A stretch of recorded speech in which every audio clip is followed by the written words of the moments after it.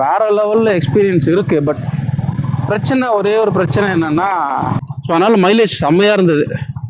நான் எக்ஸ்பெக்டே பண்ணல இந்த அளவுக்கு மைலேஜ் கிடைக்கணும் இன்னும். பட் இதில் வந்து ரொம்ப அதிகமான ஹேர்பின் பென்ஸ். பிளேஸ் உண்மையிலே செம்மையாக இருக்குது பார்க்குறதுக்கு. இது எங்கே ஸ்டார்ட் ஆகுதுன்னு தெரியல. நான் ஒரு மாதிரி எக்ஸைட்டடாக இருக்கேன். Hey guys, welcome back to my channel Vikkirajan vlogs. இப்போ வந்து பார்த்திங்கன்னா நம்ம கொல்லிமலைக்கு போயிட்டுருக்கோம். கொல்லிமலை இங்கேருந்து கரெக்டாக பார்த்தீங்கன்னா 31 கிலோமீட்டர்ஸ். நான் வந்து சென்னையிலேருந்து வந்திருக்கேன். பட் நான் சென்னையிலேருந்து ஃபுல்லாக கவர் பண்ணல, ஏன்னா இதில் நிறைய நீங்கள் பார்த்துருப்பீங்க எதையோ. பட் நான் அதெல்லாம் ரெக்கார்ட் பண்ணலை. ஸ்ட்ரெயிட்டாக இங்கேருந்து கீழே மலையடிவாரத்துலேருந்து போகிற மாதிரி பிளான் பண்ணியிருக்கேன். இப்போ கரெக்டாக ஸ்டார்ட் ஆகிடுச்சுன்னா கொஞ்சம் தூரத்தில் நம்ம லெஃப்ட் எடுத்தோம் அப்படின்னாக்கா கொல்லியில் ஸ்டார்ட் ஆகிடும். ஸோ அதை மட்டும் செக் பண்ணிக்கலாம் என்ன ஏதுன்றது.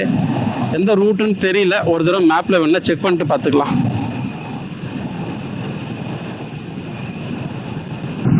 இப்போ பார்த்தீங்கன்னா கொல்லிமலை வந்து லெஃப்ட்டு. ஸோ நம்ம வந்து இப்போது லெஃப்ட் எடுத்தோம் அப்படின்னா கொல்லிமலை.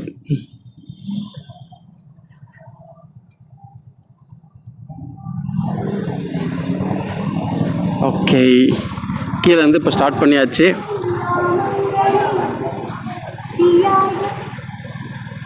ஓகே, ஸோ இது வந்து பார்த்தீங்கன்னா ஜென்ரலாக வந்து ஒரு vlog தான் பண்ணுவேன். அது கூட ரொம்ப நாளைக்கு ஒரு தடவை தான் பண்ணிகிட்டு இருந்தேன்.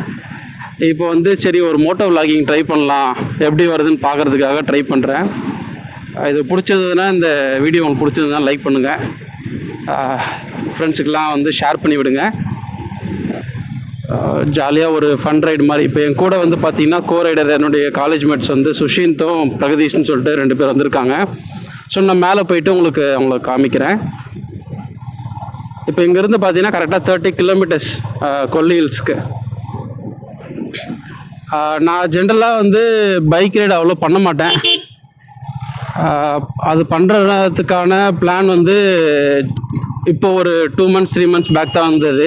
ஸோ அப்போ என்கிட்ட பார்த்தீங்கன்னா அப்பாச்சி பைக் தான் இருந்தது.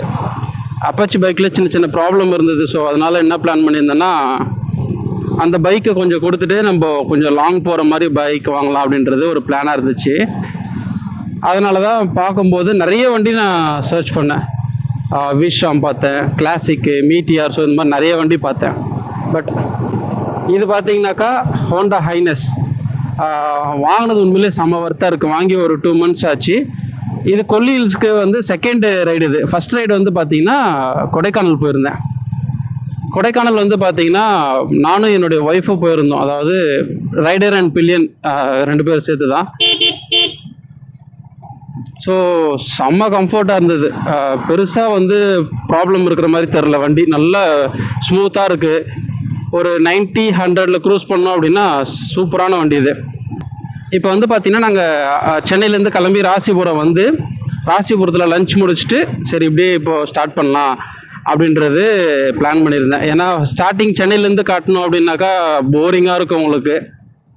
ஸோ அதை எதுக்கு காட்டணும், அதை ஸ்டார்டிங்கில் இருந்து காட்டாமல் இப்போ ராசிபுரம் தாண்டி இப்போ கரெக்டாக கொல்லி ஹில்ஸ் கீழே இருந்து காட்டலான்றது பிளான்.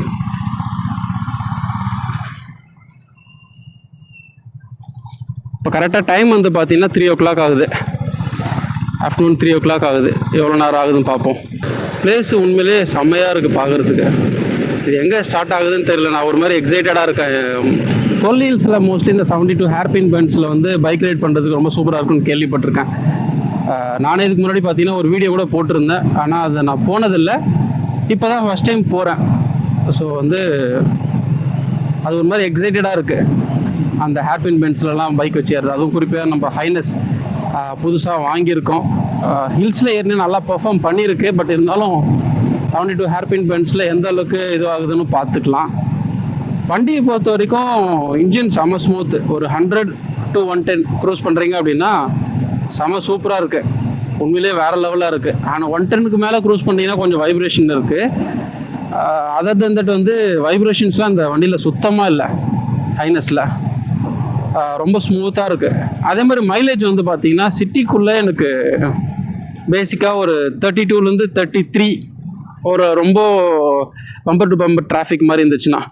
இதே வந்து ஹைவேல பார்த்தீங்கன்னா நான் லாஸ்ட்டாக கொடைக்கானல் போயிட்டு வந்ததுக்கு பில்லியனோட சேர்த்து என்னுடைய மைலேஜ் வந்து பார்த்தீங்கன்னா 41 to 42 அந்த ரேஞ்சில் கிடச்சிது. க்ரூஸ் பண்ணது பார்த்தீங்கன்னா ஹைவேல மோஸ்ட்லி நான் 85 to 90 100 அந்த 80 to 100 இதுக்குள்ளேயே தான் நான் வந்து க்ரூஸ் பண்ணிகிட்டு இருந்தேன். ஸோ அதனால் மைலேஜ் செம்மையாக இருந்தது. நான் எக்ஸ்பெக்டே பண்ணல இந்த அளவுக்கு மைலேஜ் கிடைக்கணும். இன்னும் நம்ம ஸ்லோவாக போயிருந்தோம், ஓரளவுக்கு 70 அந்த மாதிரி க்ரூஸ் பண்ணியிருந்தோம்னா ஒரு 43 44க்கு மேலே கூட வந்திருக்கும். இது வந்து பார்த்தீங்கன்னா இதுக்கான கொல்லி ஹில்ஸ்க்கான ரைடுக்கான எக்ஸ்பென்ஸ் எவ்வளோ ஆகுது, தென் வந்து பெட்ரோலுக்கு எவ்வளோ ஆச்சு நான் கால்குலேட் பண்ணி சொல்கிறேன். ஃபுட்டு, ஸ்டே, இது எல்லாமே அடுத்தடுத்த இதில் வந்து பார்க்கலாம். மேபி வீடியோ ஸ்ப்ளிட் பண்ணி போடுவோம்னா இல்லைன்னா ஒரே வீடியோ வருமானது எனக்கு ஐடியா இல்லை. பட் சரி, ஓகே. இப்போ வந்து நம்ம ஹில்ஸ் ஏறும்போது நம்ம கண்டினியூ பண்ணலாம். ஓகே காய்ஸ், இப்போ வந்து பார்த்தீங்கன்னா கொல்லிமலை ஏற ஆரம்பிச்சிட்டோன்னு நினைக்கிறேன். வாவ்,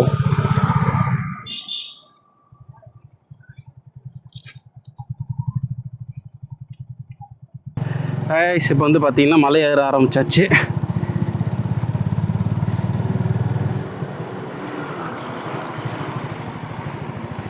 ஃபஸ்ட்டு எடுத்த உடனே மூங்கில் காடு வேற level. Check post இருக்காமே,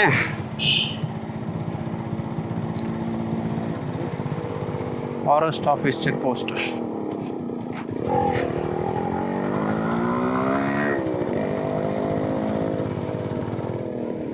okay, check போஸ்ட்டில் எதுவும் கேட்கல. ஓகே, மலை ஏற ஆரம்பிச்சாச்சு. ஸோ இதுக்கு மேலே வேறு லெவலில் ஃபன் பண்ணலாம்.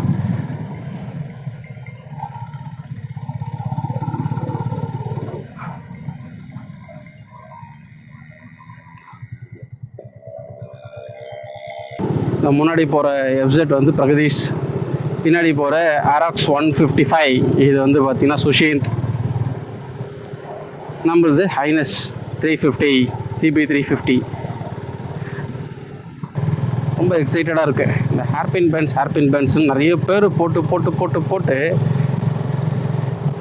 ஒரு மாதிரி ஹைப் ஏற்றி விட்டாங்க. அதனால தான் கொல்லிஸ் வரலாம் அப்படின்றது. உங்களுக்கு கேமராவில் எந்த அளவுக்கு, அதாவது கோப்ரோவில் எந்த அளவுக்கு வியூ வருதுன்னு தெரியல. உண்மையே வியூ வந்து பார்த்தீங்கன்னா அல்டிமேட்டாக இருக்குது. இன்னும் மேலே ஏற ஏற எந்த அளவுக்கு வியூ இருக்குன்னு தெரியல.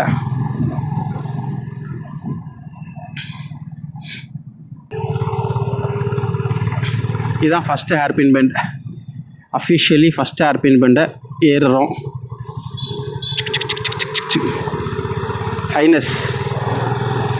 ஹைனஸை வச்சு ஃபஸ்ட்டு கொல்லி ஹில்ஸ் ரைட். வாங்க காய்ஸ் போவோமா? Second hairpin bend, officially third hairpin bend, மூன்றாவது கொண்டை ஊசி வளைவு.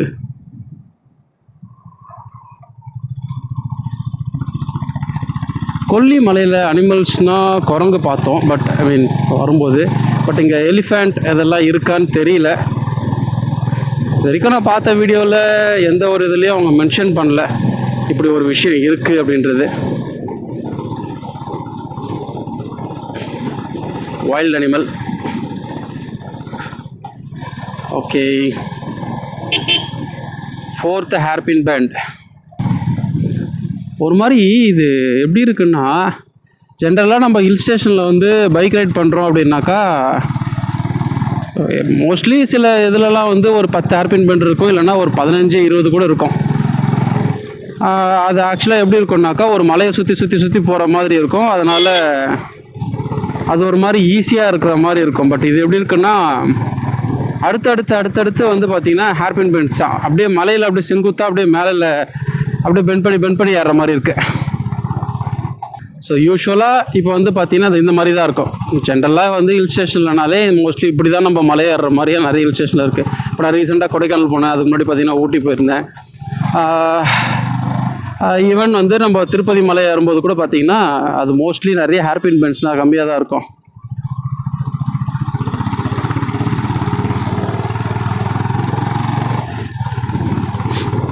பட் இதில் வந்து ரொம்ப அதிகமான ஹேர்பின் பெண்ட்ஸ். இப்போ வந்து பார்த்திங்கன்னா நம்ம வந்து 500 மீட்டர் கடல் மட்டத்திலேருந்து 500 மீட்டர் வந்து பார்த்திங்கன்னா மேலே வந்திருக்கோம். கிளைமேட் சேஞ்சஸ் தெரியுதா அப்படின்னு கேட்டிங்கன்னா ரொம்ப இல்லை, ரொம்ப மைல்டாக தெரியுது. ஓகே 9th ஹேர்பின் பெண்டு நினைக்கிறேன். 9th 8th.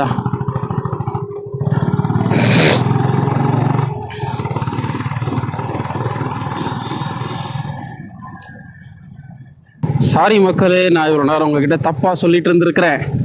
72 ஹேர்பின் பெண்டு இல்லை, 70 ஹேர்பின் பெண்டு தான். இப்போ பார்த்தீங்கன்னா 16வது ஹேர்பின் பெண்டு கிராஸ் பண்ணி வந்துட்டோம். இப்போ கரெக்டாக நம்ம 700 மீட்டர் அபோவில் இருக்கும் சி லெவல். இப்போ எத்தனாவது ஹேர்பின் பெண்ட்? 17வது ஹேர்பின் பெண்ட். அதில் போட்டிருப்பாருங்க 17.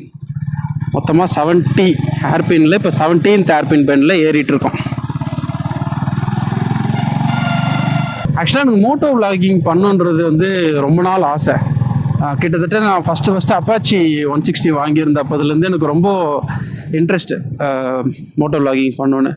பட் அதுக்காக தான் ஆக்சுவலாக அப்போ அந்த டைமில் வந்து பார்த்திங்கன்னா கோப்ரோ வாங்கினது. பட் அது வந்து நான் அந்த டைமில் யூஸே பண்ணலை. பண்ணாமல் ஒருத்தர்கிட்ட கொடுத்துட்டு இப்போ இன்னொன்று வாங்கியிருக்கேன்.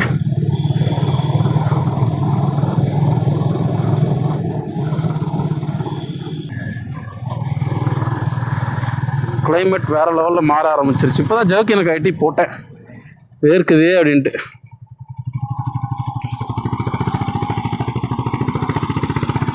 அப்படியே எங்கப்பா அங்கே போய் திருப்பிட்டு வர மாதிரி இருக்குது.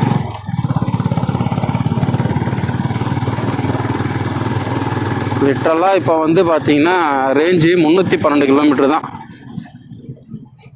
ஒரு 500 ரூபாய்க்கு போட்டதே வந்து இங்கே ஓட்டணுன்றதுக்காக மட்டும்தான் போட்டிருக்கேன். ஆக்சுவலி வந்து ஓவராலாக இப்போ நான் பெட்ரோல் வந்து பார்த்தீங்கன்னா ஒரு 1800 ரூபாய்க்கு வந்து பெட்ரோல் இது வரைக்கும் போட்டிருக்கேன். இன்னும் தாராளமாக 300 கிலோமீட்டருன்றது வந்து 400 கிலோமீட்டர் கூட போகும். இது ஹில் ஸ்டேஷன்றதுனால கொஞ்சம். இப்போ 45வது ஹேர்பின் பெண்டில் இருக்கும். ஸ்ட்ரகிள் இல்லாமல் ஏறுது. நம்ம கொஞ்சம் அப்படியே ப்ராப்பராக ஏற்றணும்னா அது பொறுமையாக ஏறி ஜாலியாக போகுது. வாவ். ஓகே, இப்போ வந்து பார்த்தீங்கன்னா 62 ஹேர்பின் பெண்ட் வந்து வந்துட்டோம், ரீச் ஆகிட்டோம். இன்னும் ஒரு 8 ஹேர்பின் பெண்ட் போயிட்டோம் அப்படின்னாக்கா, 8 ஹேர்பின் பெண்ட் ஏறிட்டோம் அப்படின்னா கண்டிப்பாக நம்ம வந்து சக்ஸஸ்ஃபுல்லாக இந்த கொல்லி ஹில்ஸோட 70 ஹேர்பின் பெண்ட்ஸை ரீச் ஆகிடுவோம். இப்போ 63.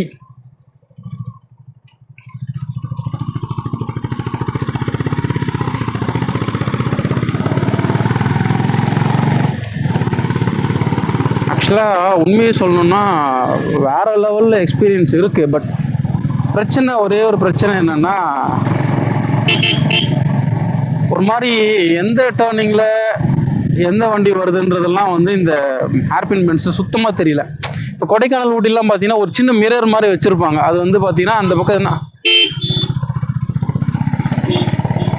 அதாவது வண்டி வருதுன்றது வந்து தெரியும். இது வந்து பார்த்தீங்கன்னா ஹார்ன் அடிக்காத வரைக்கும் இங்கே ஒரு வண்டி வரப்போகுதுன்னு யாருக்குமே தெரியாது. இங்கே பாருங்கள் எப்படி போகிறாங்கன்றது. இப்போ அந்த பக்கம் ஒரு லாரியோ இல்லை காரோ வந்துருந்தால் என்ன ஆயிருக்கும். ஸோ அதனால் ஹார்ன்ன்றது வந்து மஸ்ட்டு. ஒரு ஹில் ஸ்டேஷனில் ஏறுறோம், அதுவும் இந்த மாதிரி வந்து கொல்லி ஹில்ஸ்லாம் ஏறுறோம் அப்படின்னா, இந்த மாதிரி ஒரு ரொம்ப க்ளோஸ்டாக இருக்குது. இப்போ பார்த்தீங்கன்னா இந்த பக்கம் எந்த வண்டி வருதுன்னு தெரியாது. இப்போ ஹார்ன் அடிச்சுட்டு நம்ம ஏறுறோம் அப்படின்னா அந்த பக்கம் ஒரு வண்டி, அட்லீஸ்ட்டு ஒரு வண்டி வருதுன்னா அது தெரியும். ஸோ இது வந்து எத்தனாவது hairpin bend? I think so ஒரு 67th or 68th ஹேர்பின் பெண்டாக இருக்கும்னு நினைக்கிறேன். இப்போ வந்து பார்த்தீங்கன்னா 66th, அதாவது 66வது ஹேர்பின் பெண்ட் இப்போ ஏற போகிறது. ஒரு மாதிரி ரொம்ப ஜாலியாக தான் இருக்குது. பட் திகிலாகவும் இருக்குது. என்ன திகில்னு கேட்டிங்கன்னா, இப்போ இந்த பாருங்களா, இப்போ இந்த பெண்டில் என்ன இருக்குது ஏது இருக்குன்னு சுத்தமாக தெரியாது. ஸோ யாராவது வராங்க போகிறாங்கன்னா சுத்தமாக தெரியாது.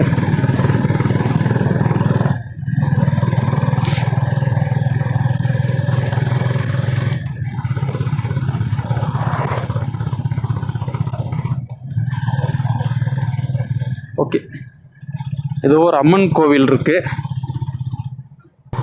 கைஸ். இப்போ வந்து பார்த்தீங்கன்னா 69th ஹேர்பின் பெண்ட். ஸோ இன்னும் ஒரே ஒரு ஹேர்பின் பெண்ட் தான் இருக்குது. நம்ம லாஸ்ட் ஹேர்பின் பெண்ட் ஏறிட்டோம் அப்படின்னா,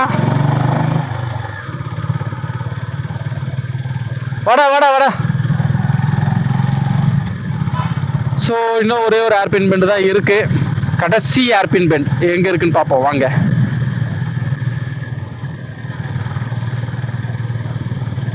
ஓ, இங்கே ஒரு கூட்டம் கூடியிருக்காங்களே. இதுதான் guys 70th hairpin bend, last hairpin bend இருக்கிறதுலே.